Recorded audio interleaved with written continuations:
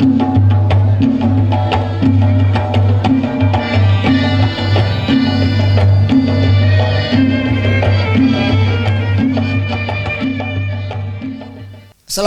warahmatullahi wabarakatuh. Selamat malam pendengar dan pemirsa RRI.net.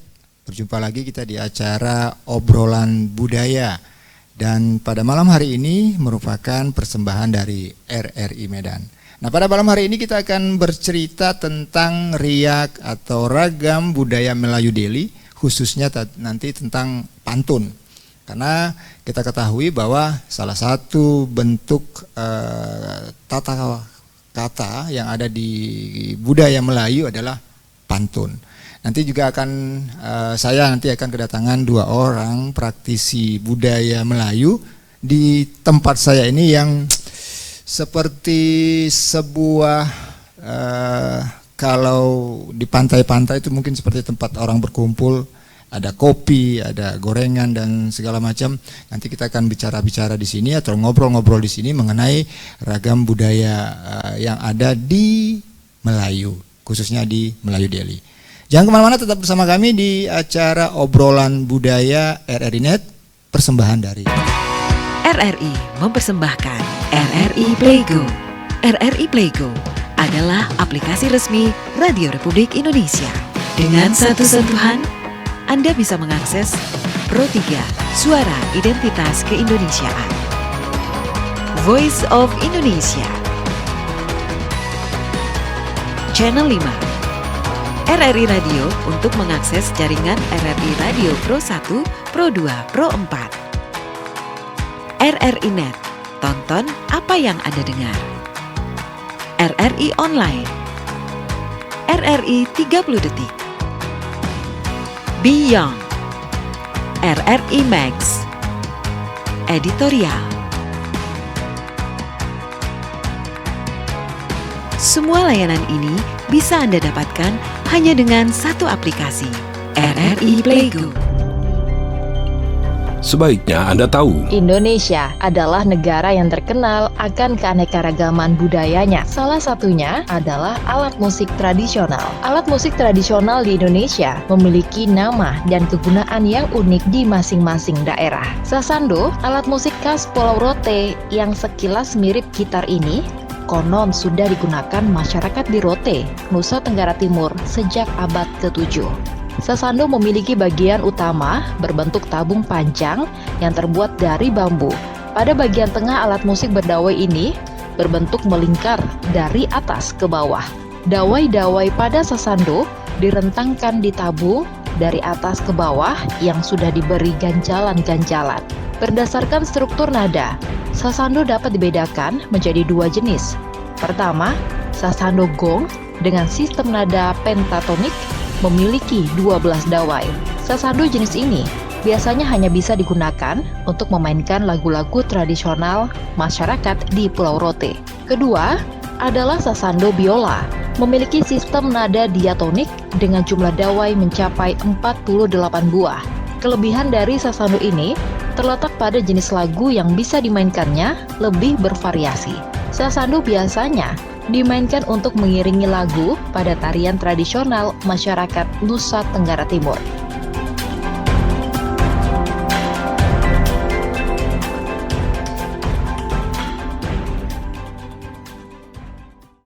Aduh, kemana abang-abang nih? Sampai sekarang belum datang juga. Udahlah sengaja tak buka ke dia nih, ha. Aduh. Mudah-mudahan nanti abang-abang tuh datang, kita bisa bicara mengenai budaya Melayu Deli ya, pemirsa RRI.net. Waalaikumsalam. Inilah yang udah aku tunggu-tunggu tadi nih. Waalaikumsalam. Duduk Wayung. Katanya ada berdua. Mau datang berdua katanya. Iya berdua, kawan lagi sibuk. Tadi begini ceritanya sebetulnya kan bagaimana tidak menangkap limbat. Iya. Limbat dibeli di tengah pekan. Sedikit Wayung terlambat, biasalah di luar hujan. Iya memang dalam beberapa hari terakhir ini memang kota Medan selalu diguyur hujan ya Wayung ya. Jadi kalau cerita kawan tadi sebetulnya memang di belakang dia lagi diparkir, mungkin sejak lagi masuk deh nih. Si Rasid. Kebetulan si Rasid ini DPW Format Format Iya, apa nih Forum format nih? Masyarakat Adat Deli. Oh, Forum Masyarakat Adat Deli. Pas sekali lah nanti kita akan bicara mengenai macam-macam ragam budaya yang ada di Melayu Deli ini. Khususnya memang nanti kita lebih bahas lebih mendalam. Nanti kita juga akan nanti menelpon nanti salah seorang tokoh Melayu yang ada di Sumatera Utara ini, Betul sekali. Bapak Umar Jen, yang kebetulan juga sekarang sedang mengasuh yang namanya acara Klinik Pantun Nusantara kalau tidak salah aku ya. Betul tuh Pak Yung? Betul sekali ya. Mana kawan tadi belum datang lagi? Mana dia nih? Aduh, panggillah dia. Oh, udah pasti datang nih. Oh, Rasanya hatinya itu. Kalau sudah pergi ke taman, kan? baru disebut dah datang dia. Kemana aja kok, Sid? Masuk Sid. Iya, jangan kecewakan apa kita nih. Abang kita nih. udah sengaja aku tak buka kedai. Sengaja tidak dia buka kedai. Tidak buka kedai sore nih, malam nih. Padahal kalau aku buka berapa lah pula untungnya dapatku ya kan? Cuma masalahnya kan kalau tuan katanya ke Aceh PD, sampai sana di hari senja. Hari ini tak ada masalah, tak usah lah buka kedai. Ini kan kita cerita budaya. Oh iya, itu dia betul budaya kan.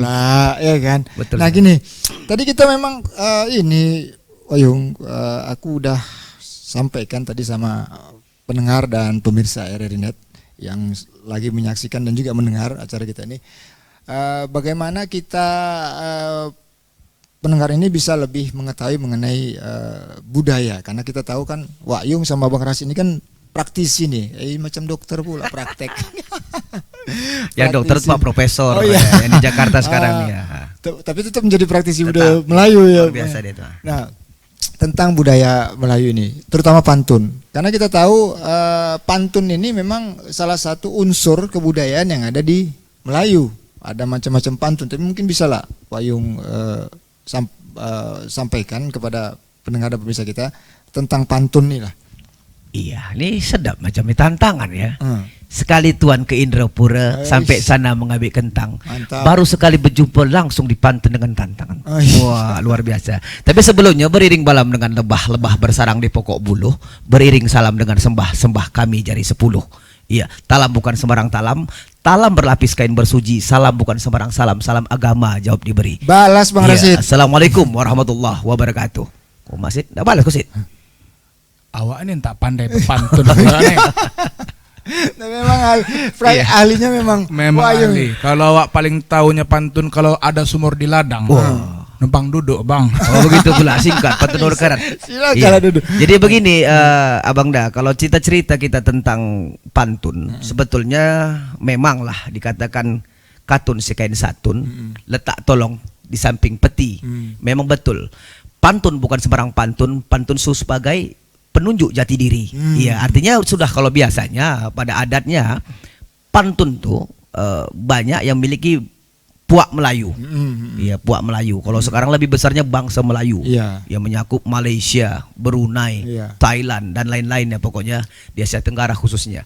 Jadi kalau cerita pantun banyak memang pantun-pantun yang di Indonesia Nusantara nih.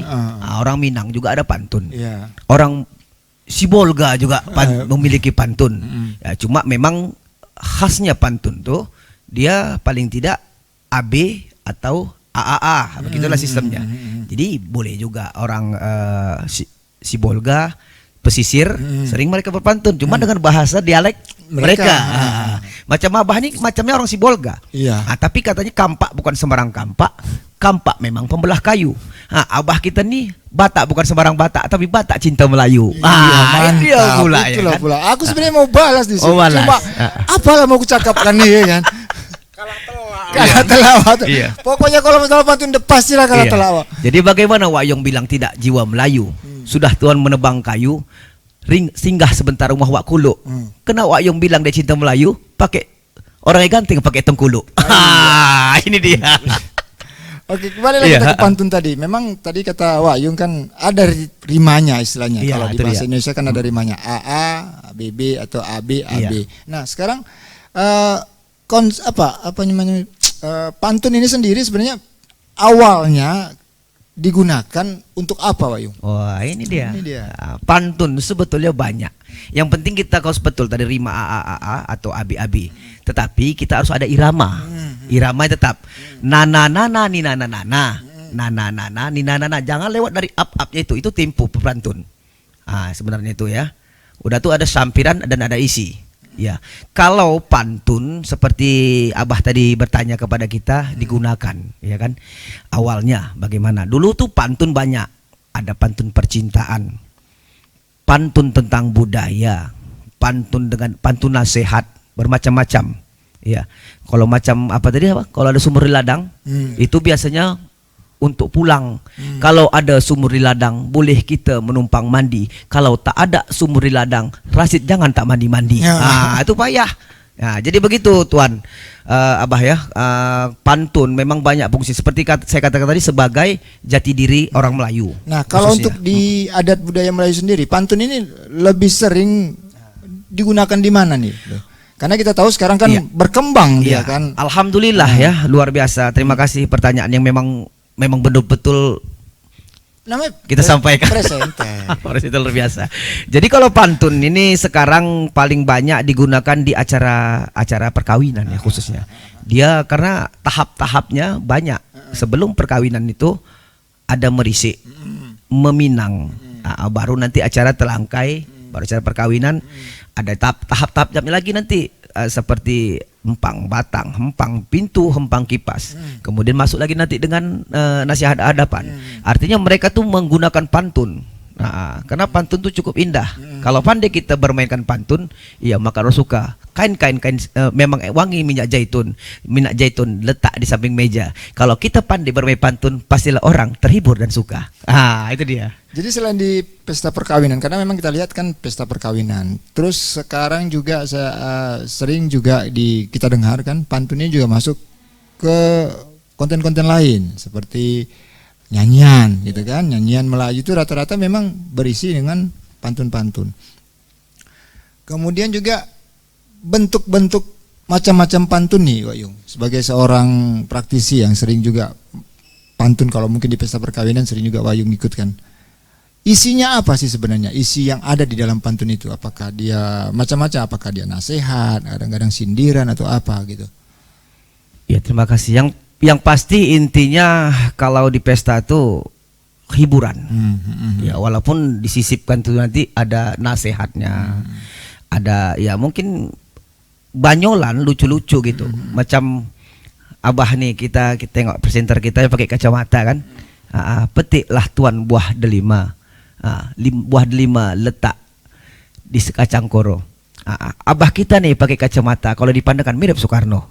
Begitu kan. Jadi kalau tamu-tamu kita nanti datang, macam tamu kita ada kata bukan sembarang kata, lompat-lompat di atas lumpur. Kalau abang tuh pakai baju petak, miriplah macam papanlah catur. Tapi kita sampaikan mereka tuh terhibur gitu, tidak ada melukai perasaan mereka. Jadi seakan-akan kita tuan ke Indragiri sampai sana makan temulawak. Walaupun kita bernyanyi tapi kan ujung-ujung tak masalah untuk melawak. Artinya katakan presenter menghibur.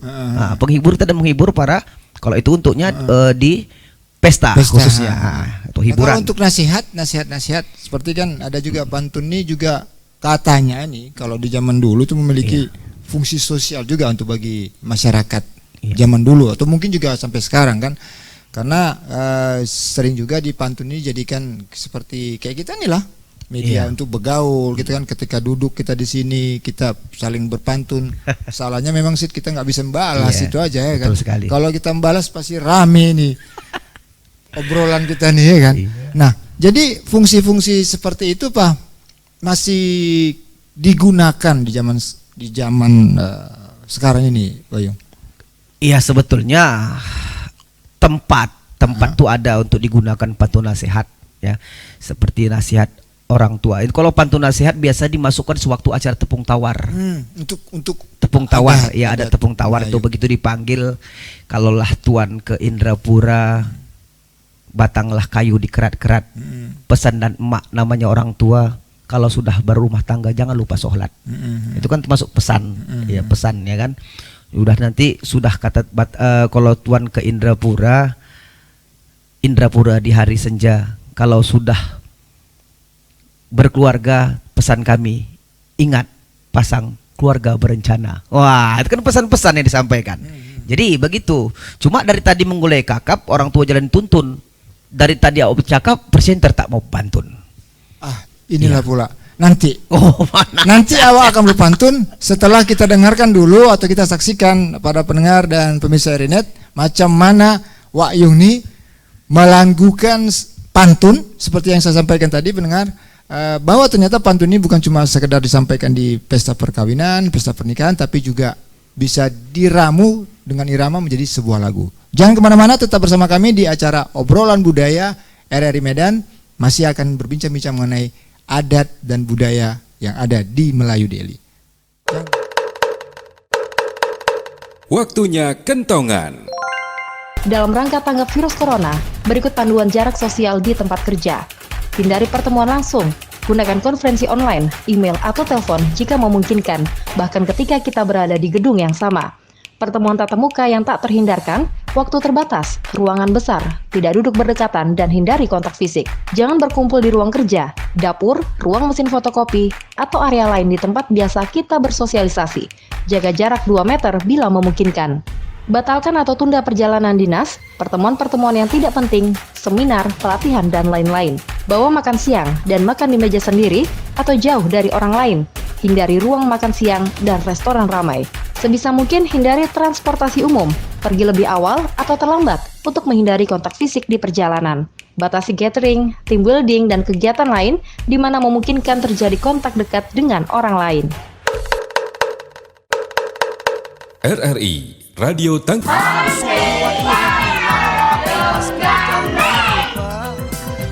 Iya. Main udah kalian nih. Main-main boleh. Tapi pakai masker nih. Wah, lo pakai. Kita takut nih sama si corona.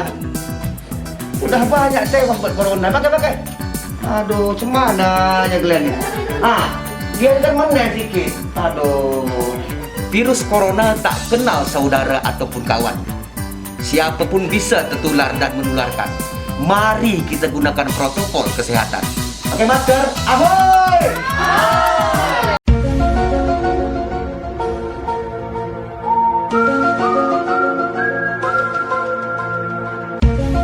Pencemaran air adalah suatu perubahan keadaan di suatu tempat penampungan air seperti danau, sungai, lautan, dan air tanah akibat aktivitas manusia.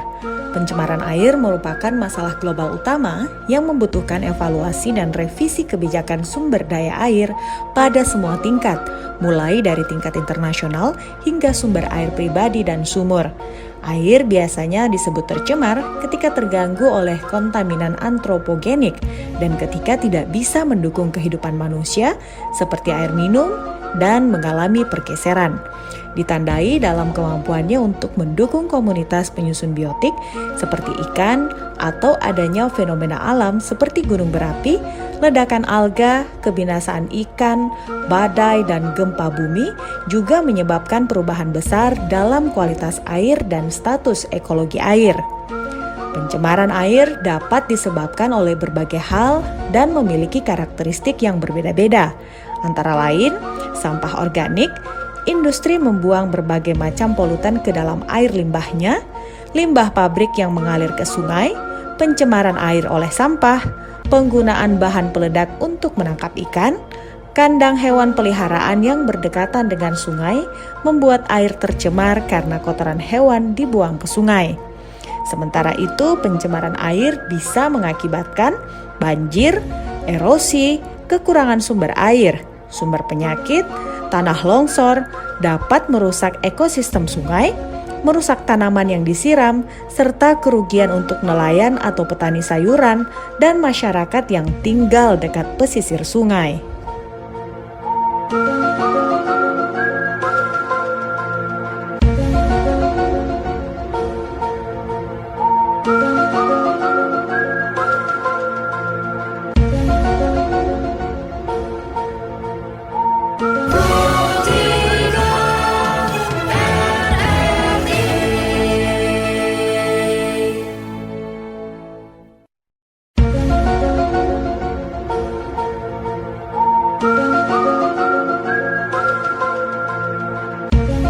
Pencemaran udara adalah kehadiran satu atau lebih substansi fisik, kimia, atau biologi di atmosfer dalam jumlah yang dapat membahayakan kesehatan manusia, hewan, dan tumbuhan, mengganggu estetika dan kenyamanan, atau merusak properti. Pencemaran udara dapat ditimbulkan oleh sumber-sumber alami maupun kegiatan manusia. Beberapa definisi gangguan fisik seperti polusi suara, panas, radiasi, atau polusi cahaya dianggap sebagai polusi udara. Sifat alami udara mengakibatkan dampak pencemaran udara dapat bersifat langsung dan lokal, regional, maupun global. Pencemaran udara di dalam ruangan dapat mempengaruhi kesehatan manusia sama buruknya dengan pencemaran udara di ruang terbuka. Sumber pencemaran udara dibedakan menjadi dua, yaitu pencemar primer adalah substansi pencemar yang ditimbulkan langsung dari sumber pencemaran udara, contohnya karbon monoksida, dan pencemar sekunder adalah substansi pencemar yang terbentuk dari reaksi pencemar-pencemar primer di atmosfer, contohnya pembentukan ozon dalam smog fotokimia. Pencemaran udara dapat menimbulkan dampak langsung bagi kesehatan. Substansi pencemar yang terdapat di udara dapat masuk ke dalam tubuh melalui sistem pernapasan. Jauhnya penetrasi zat pencemar ke dalam tubuh bergantung kepada jenis pencemar. Partikulat berukuran besar dapat tertahan di saluran pernapasan bagian atas, sedangkan partikulat berukuran kecil dan gas dapat mencapai paru-paru. Dari paru-paru, zat pencemar diserap oleh sistem peredaran darah dan menyebar ke seluruh tubuh.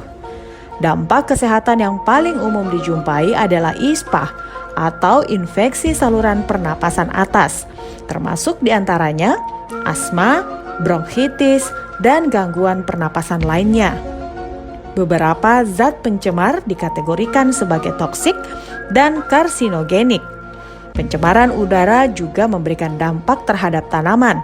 Tanaman yang tumbuh di daerah dengan tingkat pencemaran udara tinggi dapat terganggu pertumbuhannya dan rawan penyakit antara lain klorosis, nekrosis, dan bintik hitam. Partikulat yang terdeposisi di permukaan tanaman dapat menghambat proses fotosintesis. Penanggulangan pencemaran udara dapat dilakukan beberapa cara, antara lain gunakan moda angkutan umum, hemat energi, pahami dan praktekkan konsep reduce dan recycle, gunakan energi terbarukan dan ramah lingkungan, dan gunakan perangkat teknologi atau listrik hemat energi.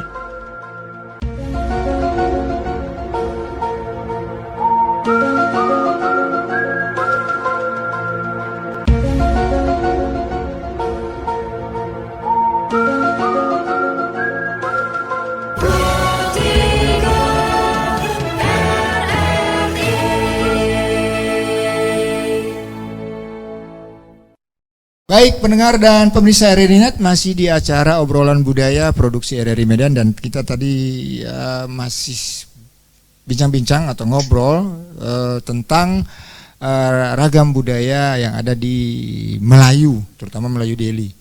Dan tadi kita sudah bicara banyak mengenai pantun, begitu Wayunya?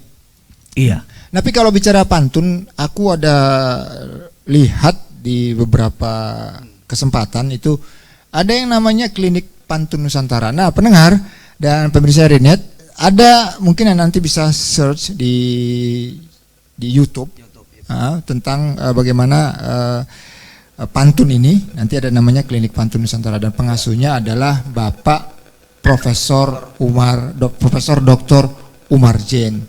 Nah, kita akan bincang-bincang nanti via telepon dengan Bapak Umar Jen mengenai klinik pantun Nusantara ini. Iya, tapi daripada menggulai kakap, bagus tuan gulai kita ikan teri. Kita kan enak makin lama makin cakap, tapi lebih enak kalau datang kopi. Iya, memang ada pepatah. Tak ada kopi, tak ada cerita. Ada kopi, kita lanjutkan cerita. Begitu pula. Iya, kopi mana kopi nih? Iya. Ini dah, sudah datang. Alhamdulillah. Tapi sebelum kopi dihidang, kita hubungi dulu. Silakan. Ayah Profesor Umar Jen. Halo, assalamualaikum Ayah. Waalaikumsalam warahmatullahi wabarakatuh. Iya, ya kami. Nasi ikan teri. Enak juga kalau dihidangkan. Apa kabar sahabat RRI? Apa gerangan yang nak dicakapkan? Ih, mantap. Inilah pula ya. Kalau memang pantun ya, aku Raja pantun. Raja pantun yang kita hubungi sekarang nih, pendengar dan pemirsa RRI. Nah, gini ya. Mengenai pantun nih, kami tadi cerita sama Wak Yung nih mengenai pantun, dan ada juga Bang Rasid di sini dari Format. Oh ya. Ayah kan ada ini sekarang lagi mengembangkan pantun ya, melalui yang namanya Klinik Pantun Nusantara itu. Bu, bisa cerita ya tentang apa sih sebenarnya ya Klinik Pantun Nusantara ini ya?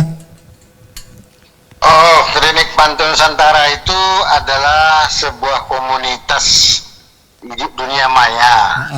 Ya, itu dibentuk di saat masa pandemi tahun 2020. Niatnya sebenarnya iseng-iseng mengumpulkan kawan-kawan yang ingin belajar menulis pantun. Jadi kita buat acara Zoom, semua kawan-kawan diajak, alumni-alumni, kawan-kawan sekolah dulu diajak. Nah, kemudian berkembanglah dia menjadi seperti sekarang ini. Artinya rupanya peminat pantun itu bukan hanya di kalangan kaum budayawan ataupun praktisi, tetapi juga para akademisi juga banyak yang berminat. Jadi kami telah membuat acara seminar pantun nasional bersama dengan Universitas Negeri Jakarta. Kemudian kita juga panggil dari Kepri, ada Pak Rendra sebagai narasumber, kemudian pakar pantun Betawi, Ibu Tuti Tarwiyah dari Universitas Negeri Jakarta. Kemudian juga kita pernah dengan STKIP Lubuk Linggau Sumatera Selatan, dengan SMA Negeri 1 Barus, dengan Sekolah Singapura. Pokoknya dan kami bekerja sama dengan Balai Pantun Singapura. Oke, berarti banyak memang. Sampai sekarang memang masih banyak orang yang berminat untuk pantun ini berarti ya? Banyak sekali yang berminat, dan kita akan upayakan supaya pantun ini akan menjadi suatu karya-karya sastra yang benar-benar santun lah, sopan dan santun seperti namanya pantun. Nah, kalau bicara mengenai pantun nih ya, maaf sebentar ya, aku potong ya. Tadi kami sudah bicara mengenai pantun, fungsinya sendiri. Nah, ayah nih sebagai seorang ahli lah, kalau kami bilang nih ahli pantun. Kalau Wayung bilang raja pantun. Nah, sebenarnya ya awalnya pantun ini difungsikan sebagai fungsi sosial turun pertama untuk masyarakat Deli ini di mana ya? Di bagian kebudayaan yang mana gitu ya? Apakah di sebenarnya saya koreksi dulu, saya bukan ahli, cuma saya penggemar pantun. Kebetulan saya ini kan etnis Melayu, kebetulan itu kan. Tapi saya lihat pantun ini sebenarnya adalah suatu sastra lisan. Sastra lisan yang sudah dikenal sejak zaman dulu. Kalau saya baca di literatur, katanya di abad ke-16 sudah ada pantun itu. Bukan hanya di Indonesia, tetapi juga di beberapa negara ASEAN, termasuk Singapura, Malaysia, Brunei, Thailand, dan juga di beberapa negara lain termasuk Filipina. Jadi zaman dulu katanya pantun itu hanya diucapkan lisan. Jadi betapa cerdasnya nenek moyang kita dahulu, dia bisa menghafal karya-karyanya itu dan tak pernah dituliskan. Nah, jadi sejak Desember 2019 pantun sudah ditetapkan oleh UNESCO sebagai warisan budaya tak benda oleh dua negara, yaitu Malaysia dan Indonesia. Nah, kenapa dia ditetapkan sebagai warisan tak benda? Karena dianggap pantun itu adalah suatu karya cerdas, karya jenius dari nenek moyang kita yang kalau tidak kita lestarikan, kalau tidak kita jaga, kalau tidak kita kembangkan, bukan tidak mungkin dia akan hilang. Apalagi kalau penutur-penutur pantun itu satu persatu sudah ditarik dari peredaran. Nah, penutur-penutur pantun muda seperti Wayung nih Rijal Daun ini, dan banyak lagi para telangkai-telangkai itu kan bisa dihitung dengan jari jumlahnya. Iya. Jadi kalau seandainya telangkai itu aja lah, kalau seandainya Sabtu Minggu orang undangan itu di kota Medan saja ada 10, mau diundang 10 terangkai nggak ada, nggak cukup. Yang Lita, jadi artinya, Bang Ijal nih yang Lita jadinya ya.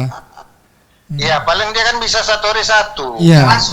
Kalau ada 10 kan diperlukan 10 terangkai. Iya. Jadi artinya perlulah kita melaksanakan kegiatan kaderisasi supaya ada terangkai-terangkai muda yang nanti akan bisa memenuhi kebutuhan daripada para keluarga-keluarga yang mengadakan pesta yang ingin diisi dengan para terangkai yang pakar. Karena paling tidak dalam suatu pesta perkawinan atau pembinaan itu minimal ada 2 orang terangkai itu kan yang berbalas-balas. Iya. Nah, jadi kalau ada 10 pesta di suatu kota, minimal ada 20 yang pakar pantun ini yang harus disediakan. Itu minimal. Ya. Jadi Bang Jalnya cuma sekarang kekurangan kader-kader. Iya. Jadi sekarang apakah yang sekarang lagi Ayah bina ini yang klinik pantun Nusantara ini juga ada rencana atau memang sekarang lagi membina kader-kader pantun ini sekarang? Ya. Ya, sekarang satu-satu lah diajak seperti Rizal Daun, Munir. Ini kan pakar-pakarnya kan berseraak-seraknya nih. Kita mau kumpulkan bagaimana kita mau membuat suatu, kita katakanlah suatu kaderisasi supaya akan terbentuklah terangkai-terangkai ini, karena diharapkan paling tidak dalam setahun ini akan lahirlah terangkai-terangkai baru, pakar-pakar pantun yang baru, yang ini akan memenuhi kebutuhan masyarakat akan terangkai itu. Tentunya ini kan bukan tugas saya hanya mengorganisir, mengajak. Nah, RRI ini termasuk salah satu yang saya butuhkan sebenarnya untuk sosialisasi pantun. Siap, Ayah, insya Allah. Makanya Bang Ijal kami undang kemarin nih bercakap-cakap mengenai pantun. Iya, katanya dia juga pernah jadi penyiar ya.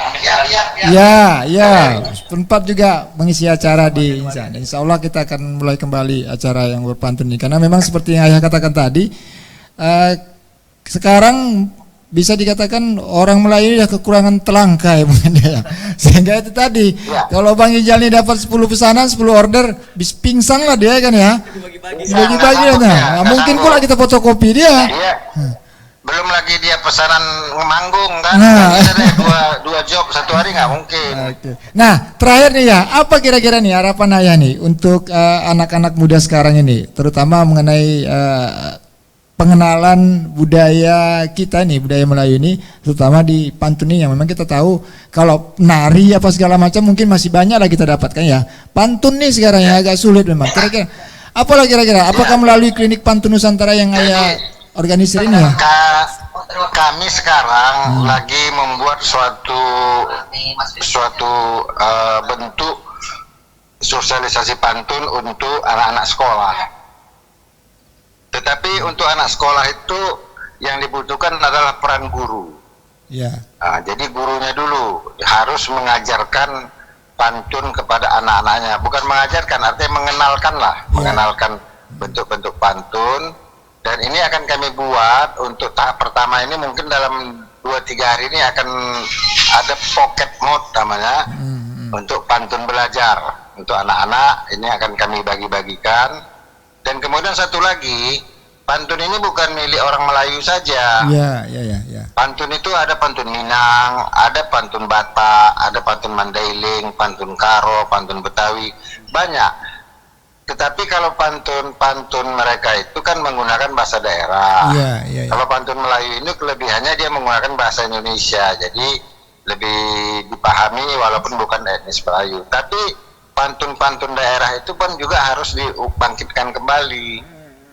Oleh karena itu kami butuh juga, nanti mungkin RRI bisa juga mengundang pakar-pakar pantun dari Mandailing, dari Batak, dari Simalungun, dari Karo. Nah, karena itu kalau tidak didedahkan para generasi muda ini, dia nggak pernah tahu bahwasanya budaya mereka itu ada pantun yang sungguh luar biasa sebenarnya. Apalagi pantun Minang, pantun Batak itu penuh dengan petatah petitih yang sangat luar biasa cerdas. Nah, itulah rencana kami, rencana besar kami, tetapi kami akan memulai dengan langkah-langkah kecil dulu, pelan-pelan.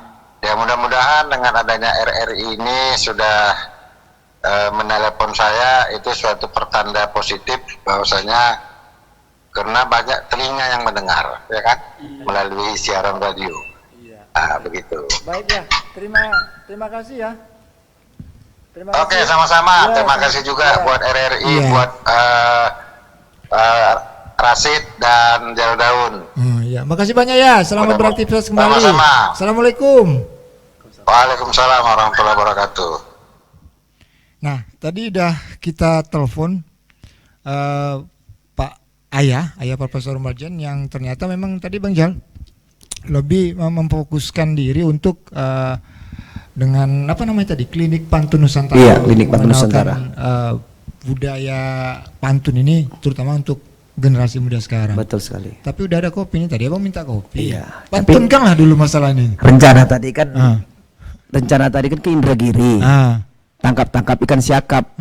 Rencana tadi kan ndak minum kopi. Masuk pula Pak Prof tadi ndak bercakap. Jadi belum tentu minum kopi nih. Iya. Silakan diminum Bang Rasid. Iya, luar biasa pula.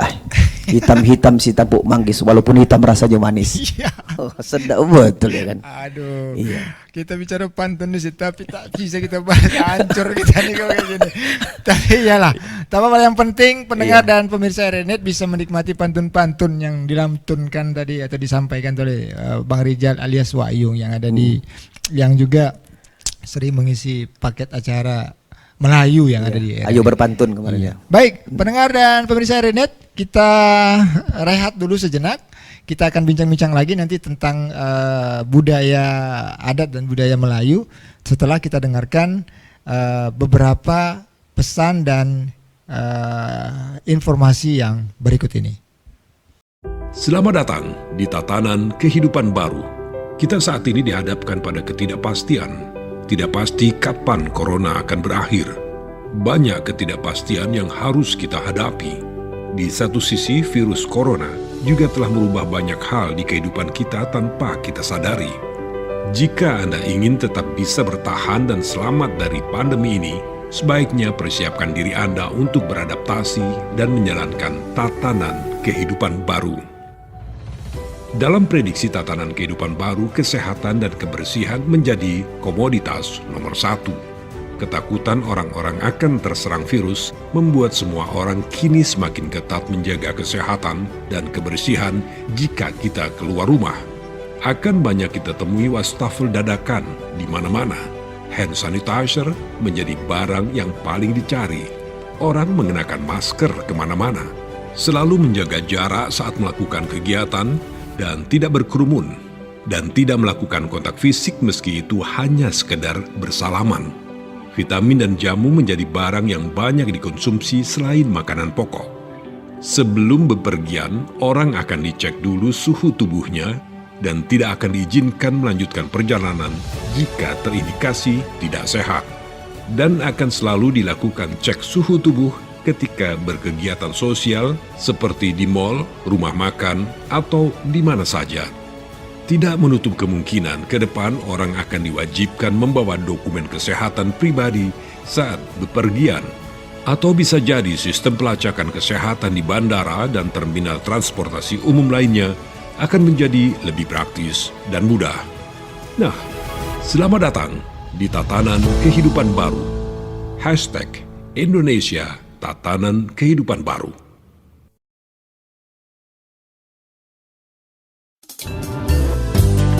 Mengenal rumah adat di Indonesia. Rumah Adat Provinsi Jambi.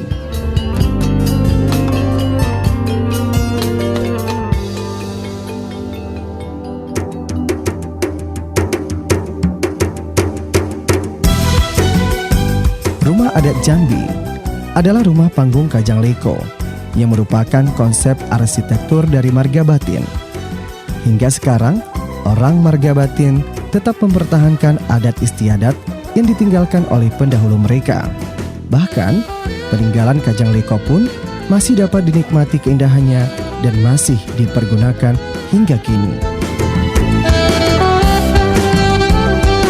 Salah satu perkampungan batin yang masih utuh hingga sekarang adalah Kampung Lamodi Rantau Panjang.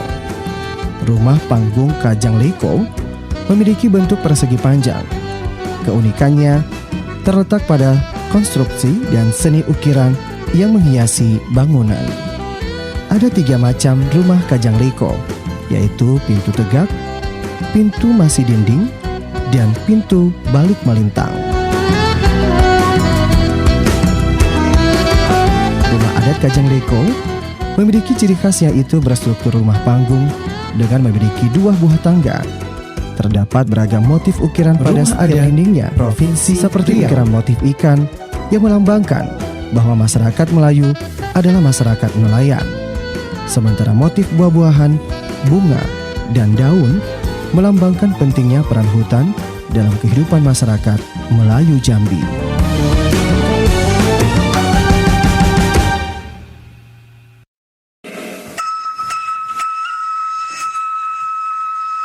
Assalamualaikum warahmatullahi wabarakatuh.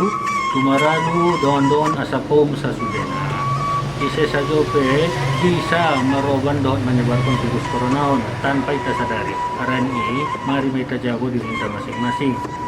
Ada pedongan pakai masker.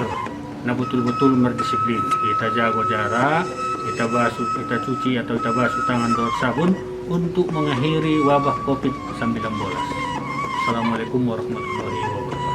Batang kayu, batang dikerat, cipohon mangga. Kalau tadi kita rehat, sekarang kita lanjutkan lagi. Oh, belajar udah tadi berpantun sama ahli. Ini bukan apa, Bah. Jadi kalau Tuhan jalan dituntun dari senja. Kalau udah presenter pandai berpantun, hilang mata pencarian kita. Udah pasti hilang nih. Tapi seperti yang dikatakan Naya tadi, harus ada pula kaderisasi ya kan. Betul. Kasihanlah Wak Yung nanti ada 10 tempat katanya kan itu telah dibagi-bagi kasihlah pula awas sedikit walaupun awak jadi presenter di sini sekali pengen juga lah Wak mendapatkan sedikit dari pantun-pantun nih. Nah, pendengar dan pemirsa Renet, tadi kita sudah bincang-bincang terutama dengan Pak Profesor Dr. Umar Jen yang mengasuh yang namanya acara atau sebuah channel namanya Klinik Pantun Nusantara. Nah, kita dengarkan tadi bagaimana upaya yang dilakukan sekarang ini untuk bagaimana menggalakkan atau mengenalkan kembali pantun tersebut kepada generasi muda yang ada, terutama generasi muda Melayu. Nah, bicara mengenai generasi muda nih, Wayung, kita tahu sekarang nih kan dengan perkembangan teknologi sekarang yang kadang-kadang juga menjauhkan anak-anak muda kita nih dari budaya. Kira-kira apalah nih tanggapan Wak Yung sendiri sebagai seorang praktisi budaya? Sebetulnya begini, Bah. Kalau sebetulnya banyak yang bisa saya jawab. Tapi kan tak enak menggulai siakap. Gulai siakap di ikan teri. Dari tadi aku bercakap itulah bagi-bagi maksudnya. Jadi kesana dari tadi pula nih Bang Rasin senyum-senyum apa pula daripada tangkap merbuk bersarang di pokok kelapa. Apa guna badan gemuk tapi tak ada suara? Ya cakap kan dia. Awak aja pula itu tanya pula ya.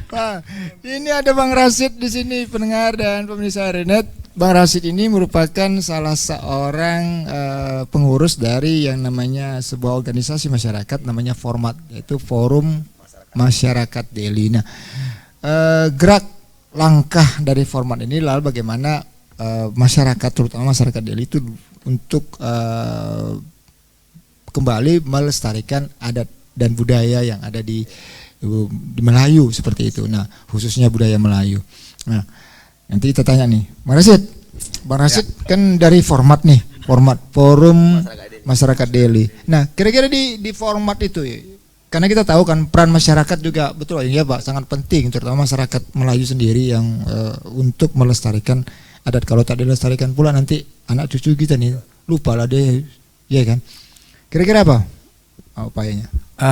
Tadi saya dengar Bahyong berpantun, presenter pun udah mulai berpantun kan. Nah, cobalah saya berpantun pula kan. Agak segan ya, sama di pipinya agak segan. Sama di pipi agak segan dia. Kalaulah ada bambu sebilah, bambu yang panjang bisa dibuatkan pagar. Kalaulah nanti saya salah, mohon maaf karena saya masih belajar. Rendah kali. Jadi menyambung tadi yang Abah sampaikan, ya memang benar kita di Forum Masyarakat Adat Deli.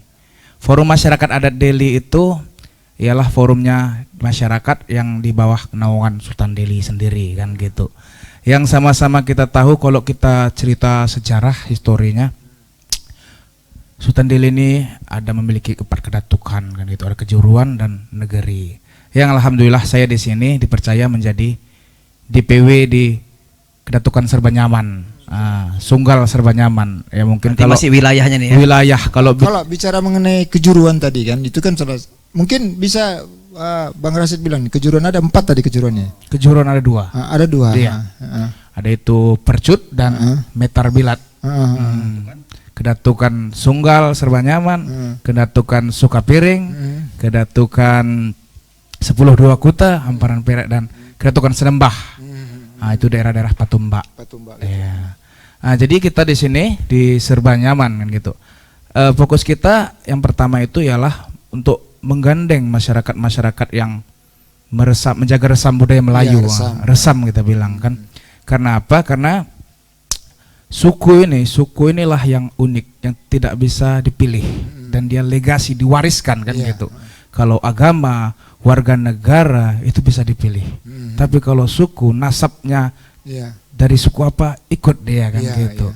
Dan kampanye kita ini adalah apa yang sangat viral ini, mengangkat batang terendam katanya.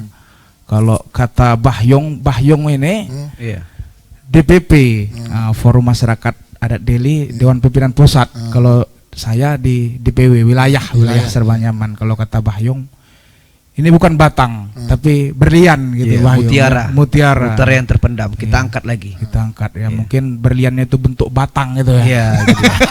Wah, sarurat ya. Iya. Jadi seperti ditanyakan tadi pemersatu adat tadi dari format apa tuh? Tanya, kita satukan lagi lah pertanyaan dari Bah Presenter tadi.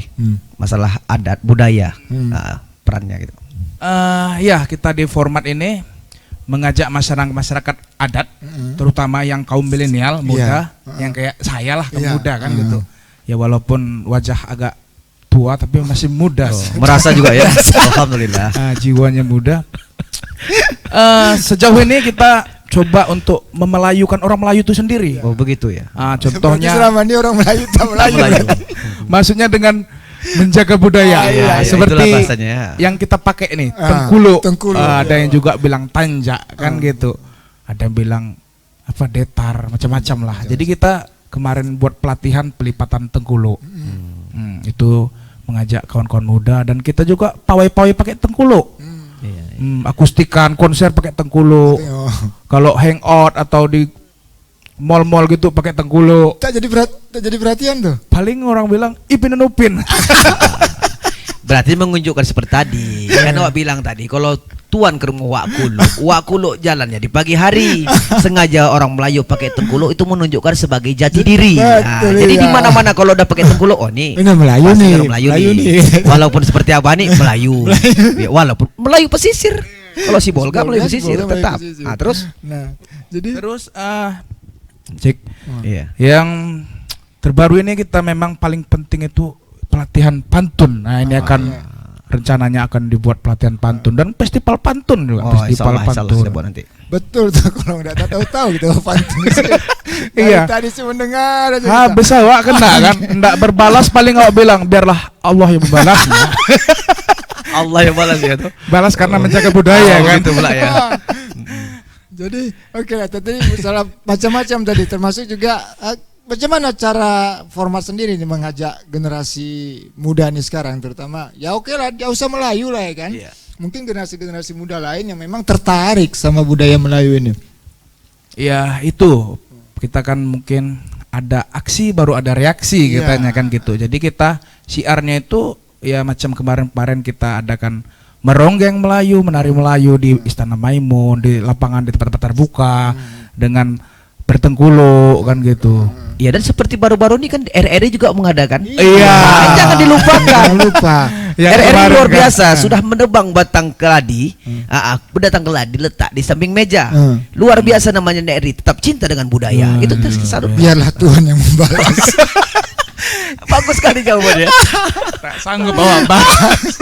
Gak sanggup wah balasnya Pak. Memang Iya, presenter. Tuhan yang mau Tak balas. sia-sia presenter Ibu ya. Tahu. Oke lah. Jadi kan kayak yang tadi lah ada siar lah kalau kita bilang siar yang dilakukan oleh format bagaimana untuk supaya nih masyarakat atau generasi muda nih bisa lebih kenal lah budaya Malayu seperti selain memakai tengkuluk nih tadi kan ada festival kayak festival ronggeng dan segala macam termasuk juga kemarin itu kan kita buat ya. Ada gelar budaya kita undang pada ya takkan Melayu hilang di bumi itu temanya kemarin Cid. Rasanya datang semua. Datang dia ikut dia berjoget. Ikut juga ada. Wajib kalau sudah DPP wajib, kalau DPP nggak datang udah luar biasa itu. Jadi itu tadi. Nah, selain itu tadi bagaimana konsep pengenalan nih sama anak-anak milenial sekarang nih, Sid, yang digagas oleh format selain beberapa metode seperti tadi yang memang mantap juga itu kita pergi hangout deh kan. Hangout katanya. Tapi sebetulnya kalau udah nggak jadi udah jadi action kita jadi gaya kita jadinya sebetulnya. Mau kemana tuh? Jadi tambahkan sedikit ya Pak ya. Mungkin Rashid belum bisa menjawab kenapa bagaimana tidak mengambil urap. Iya, ambil urap di waktu senja. Dia malas menjawab, masih banyak ketawa. Jadi saya ambil alih sedikit ya. Artinya begini, kalau cerita kita budaya seperti format ini makanya keharusan kami kan kebetulan dari seni dan budaya. Kami dari bidang seni dan budaya. Jadi pas karena di Melayu ini banyak hal-hal yang dari seninya dan dari budaya, dari makanan banyak. Seperti makannya kekaras, bubur pedas. Kemudian kalau dari segi permainannya nanti banyak layang-layang, kemudian patuk lele. Ya kan itu kan banyak permainan dulu. Pernah cerita kalau cerita patuk lele waktu kecil dikejar-kejar atuk. Bagaimana tak dikejar atuk? Begitu atuk pakai tongkat hilang udah jadi patuk lele. Begitulah pula. Jadi atuk. Jadi sekarang udah canggih tak cari patuk lele pun udah pakai GPRS sekarang udah canggih sekarang. Hilang dia carinya udah biar cari udah Pak. Begitulah. Jadi artinya pemersatu seperti ini tadi kan seperti generasi-generasi untuk yang muda. Saya ambil alih sedikit ya. Untuk yang muda wajar kita arahkan buat yang muda-muda. Kenapa Tuhan membelah kelapa? Kelapa dikerat menjadi dua. Kenapa yang muda-muda? Kenapa kejap lagi yang tua-tua tiada? Artinya penggantinya yang muda-muda. Begitulah. Biar apa tadi? Apa yang balas? Biar Tuhan lah yang membalas. Sebenarnya aku mau balas nih karena yang bilang kan tua-tua nih mau ku balas tapi ya apalah mau ku cakapkan nih akhirnya itulah biarlah Tuhan yang membalas. Jadi itulah alhamdulillah satu hal yang sangat kita banggakan juga seperti RRI ini yang budaya cinta budaya artinya mereka tuh tetap walau bagaimanapun ada etnis yang ditampilkan terutama suku Melayu ya kan etnis Melayu seperti kemarin kita berada di Medan. Betul sekali. Jadi satu hal saya sebagai kabit dari DPP jadi cukup mengucapkan terima kasih ya satu apresiasi yang bagus sekali dari RRI yang tetap mengangkat marwah budaya. Ada mengatakan bukan emas bukan swasta perak tembaga jadi hiasan habis rumah hilang pusaka adat budaya jangan gadaikan. Itulah harapan kita ya. Iya, biarlah habis semua tapi budaya tetap jangan kita gadaikan. Kita pertahankan. Tak diterima pula. Hanya Tuhan lah pula ya. Nah, oke. Baik, pendengar dan pemirsa kayaknya pecah bual namanya. Macam begitulah kita nih. Sembang-sembang lah nih. Sembang-sembang bicara-bicara, cakap-cakap. Iya, tapi memang ada isinya ya kan. Ya pula bercakap-cakap tak ada isinya. Tapi yang jelas kita sudah tahu bahwa memang bagaimana peran masyarakat umumnya terutama masyarakat adat budaya adat Melayu, Melayu Deli lah khususnya yang berusaha mengembangkan atau mengenalkan kembali budaya Melayu ini kepada masyarakat terutama generasi muda. Nah, macam-macam tadi sudah kita bilang. Kita bicara atau kita obrolkan di sini. Termasuk tadi mulai dari pantun, kemudian ada kita berusaha supaya anak muda sekarang mungkin ketika jalan-jalan bisa menggunakan ini salah satu ciri khas orang Melayu gitu ya Bang Pak Yung. Nah, kayaknya memang waktu juga ini yang akan memisahkan kita. Pantunnya aja dah. Boleh, silakan pantun penutupnya aku minta sama Wak Yung nih. Iya, kalau pantun penutup biasanya kalau Oyong sedikit aja. Iya. Hari ini kita berkisah, besok kita menanam padi. Walaupun hari ini kita berpisah, jauh di mata, dekat di hati. Dibalas. Biarlah. Ya, pantun tadi tuh. Biar ada sumur di ladang. Kalaulah ada sumur di ladang, boleh kita menumpang mandi. Kalau ada umur yang panjang, bisa kita berjumpa lagi. Apa tuh? Kalau ada jarum yang patah. Kalau ada jarum yang patah, jangan disimpan di dalam peti. Kalau ada kata-kata yang salah, janganlah pula disimpan di dalam hati. Nah, pendengar dan pemirsa RRI, terima kasih banyak nih untuk Wak Yung, praktisi budaya kita. Kemudian ada Bang Rasid dari Forum Masyarakat Adat, Forum Masyarakat Deli, Adat Deli yang sudah hadir malam hari ini di studio yang kita sulap seperti kedai kopi seperti ini. Luar biasa, ada kopinya pula. Pas jadinya ya kan.